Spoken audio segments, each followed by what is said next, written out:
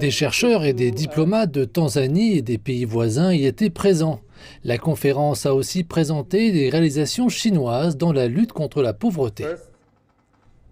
Premièrement, le développement de l'innovation, c'est-à-dire la croissance économique, doit être axée sur l'innovation.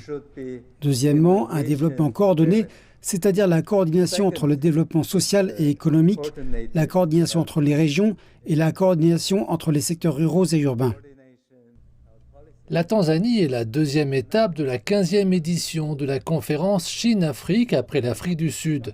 Les dirigeants tanzaniens considèrent que les relations entre la Tanzanie et la Chine constituent un tremplin idéal pour le développement. Les relations ont transcendé les contacts traditionnels de gouvernement à gouvernement et se sont étendues à la coopération de personne à personne, au point que les Tanzaniens et les Chinois s'appellent mutuellement Rafiki ou amis en swahili.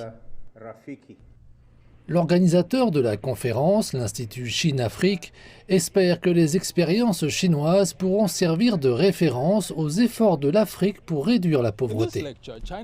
Lors de cette conférence, les succès de la Chine ont été présentés, mais aussi les défis comme celui de veiller à ce que sa population continue de croître afin d'en tirer des avantages économiques. Dans le cadre du respect mutuel et de la coopération, nous espérons que la Chine bénéficiera également des connaissances et des succès des pays africains. Les participants à la conférence estiment que pour parvenir au développement, l'Afrique devrait faire plus en termes d'amélioration de son leadership. Les dirigeants chinois n'ont pas seulement été visionnaires, ils se sont orientés vers le développement des personnes, mais plus important encore, ils ont joint le geste à la parole. Ils veillent à ce que tout ce qu'ils planifient soit mis en œuvre.